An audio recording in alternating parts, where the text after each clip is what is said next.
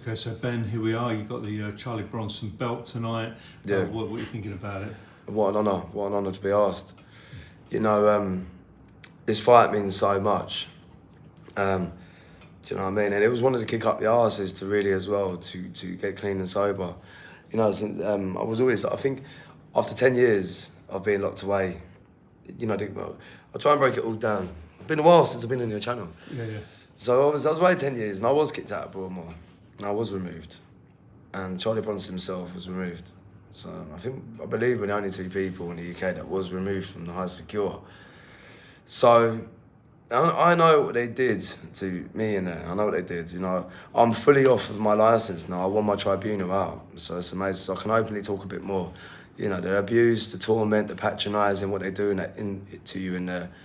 You know, and what they do to, and what they can imagine what they did to Bronson, and a bit more further back in the day, less technology, cameras, ETCs, you can imagine. I can only imagine. So this is for, like, you know, I always say PTAW proved them all wrong. This is what this fight represents. This is for the strugglers, this is for the addicts, this is for the emotional fuck-ups, the ones that are not right like myself. It's about, this fight is for something big, it's deep, it's close to heart. Like, being put down and people don't believe in you, get hated on, patronised and laughed at. This is PTAW, this is prove them all wrong. You know, I go out there today and what an honour to fight for someone I feel connected to, and you know, represent a lot of people that are cut from that cloth that feel the same. I hope people take inspiration from this fight, and I can imagine Charlie, you know, he's done a lot of voiceover, as you've heard. He's fully involved. His representative are going to be awarding the belt. Hopefully I'll be awarding it to myself. I think that'd be a bit fucked up.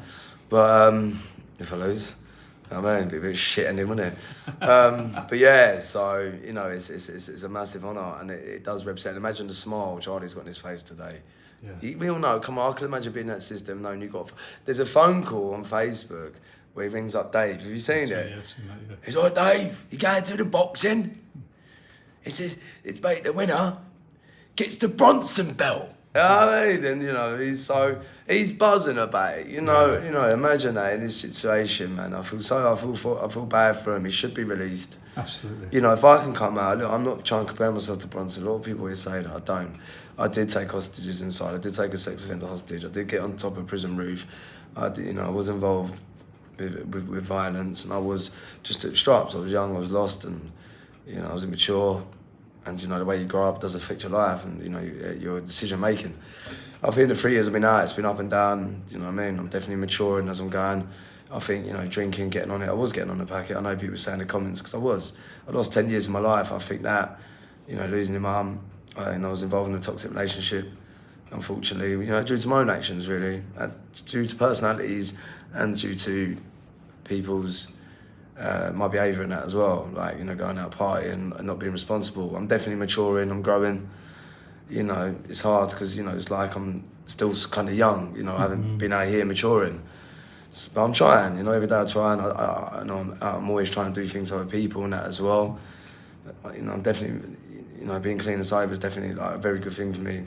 Yeah, you know? and then Charlie wrote to you when you came out, didn't he? Yeah, he wrote to you to give me the postcard, didn't he? Yeah. Wish me all the well. So, you know, Charlie has known my name for some time now, and knowing it now, man, that's making me smile. So I imagine he's smiling. He did another card and we writ out the Ben bit, that Steph from Bad to the Bone, who I'm fighting for, said, you know, they was like, who's going to be fighting for the Bronson? But I think a lot of people knew it was me, you know, you could, but yeah, so big up to you, Charlie, man, and it's an honour to fight for your belt. It's a privilege, actually. You know what, there's no words to actually describe how I'm feeling with this. It's a lot of pressure. Have you seen the amount of celebrities and everything that's been shouting me out today? You know, the Daily Star as well did a lovely article. So yeah, it's amazing. Is this kind of like the sort of peak of it, really, to go in tonight for this belt? I think it is. I do think everything, the whole journey I've been through and coming out, there's something special with this fight. You know, and I know that say, I don't come from a boxing background. I don't. I really don't. That's what people say at windmill. Yeah, I fucking do. Do you know what I mean? It's hard to, I'm a late blossomer. It's hard to come on, take on like pro level boxing at the age of 30 years old. And especially when I'm years of fighting, like literally windmill, like in the system, brawl. So people try and remember that before you start like getting on to me about the way I fight. At the end of the day, and what a lot of people are recognising now, and I think this does change their opinions, is I'm game as fuck. I am game as fuck.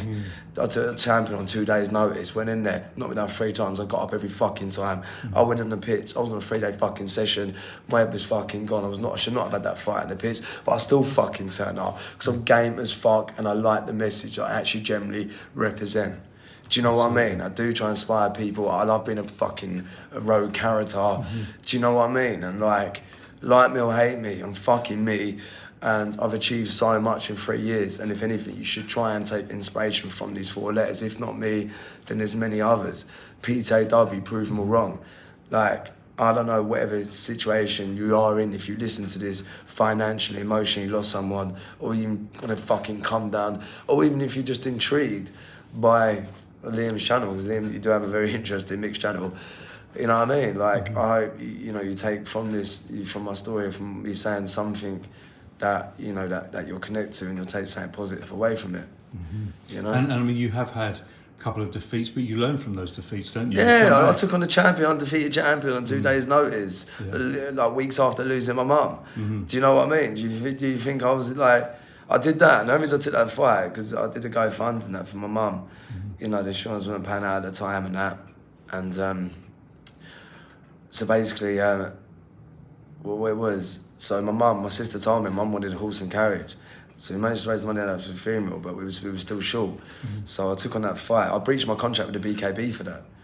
And so I wanted to make sure my mum had a horse and carriage. You know what I mean? Like, oh, bless her, mate. I mean, I made sure. So I didn't lose that fight. Physically I did, but I didn't. I got the money and I gave my mum. I gave my mum the send off that she deserved. And your mum would be watching and when we got money, when we did get some money, that Christmas, I remember my mum and that, me and on TikTok I had this little team, PTW, our community, and we went and bought, I put a big post out, any struggling families at Christmas. So we sent out, fucking hell, the loads come back, mate. We spent a good few £1,000, sent loads of presents up around the country and that for struggling families at Christmas. We at least tried getting one kid a present for their sort of age, and we actually did our best as well. We went to like Home Bar, is it Home Bar? No, what's that shop called? Yeah, like Hamleys or something. Yeah, it was really, do you know what I mean? We really did put a lot of effort into it, so, big up to everyone that was involved in that as well, So a lot of the money people donated, it went into like a good cause. Yeah, you don't necessarily go on about all that side of you so much. No, I don't, mate. I don't. I think that's probably why YouTube got a bit of a mixed opinion on me. Do you get what I'm saying? So it is what it is. Like, I'm not saying I'm fucking perfect. I'm far from it. Like, I've got it right, I've got it wrong. I've been left, I've been right, I've been up, I've been down, I've been very down. You know what I mean? Come downs, you know what I mean? Fucking too many. But then it's learning, do you know what I'm saying? Like, all I do is fucking try. I can just be yourself. And, I feel happy at a point where, I'm trying in life and I'm definitely maturing. And, I know deep down, even when I have got it wrong, I know my heart's always been in the right place. Yeah. I just make stupid fucking decisions, but I think that's been human. I've always made, like, stupid decisions, but at least I'm not fucking grabbing people in cells and fucking drumming on roofs, I'm not out there physically hurting people. I know the press conference, we live in London, but, some raw words got said, I was intoxicated, and, that ain't the sort of, what's the word? Perspective, no, that's not, influence I should have been putting out there. So, live in London, I do apologise to you for that, because I know your family and your children that was watching, and I would have been mortified for that. And I say this in a non-sarcastic way or anything, I promise you that, and I do apologise. And, if people on YouTube and that, I've had pops or whatever, and I do, man, I'm just hoping, really trying now, just to move forward in a positive way. Like, I feel so good. Do you know what? I'm starting to feel happy with myself and that again. And you look well. Yeah, thank you. I ain't got the teeth done in Turkey. Yeah, the teeth look good, don't they? Yeah, man. I just feel good in myself and I feel like I am the Ben that first come out, wanted to change the world in a positive way, inspire people.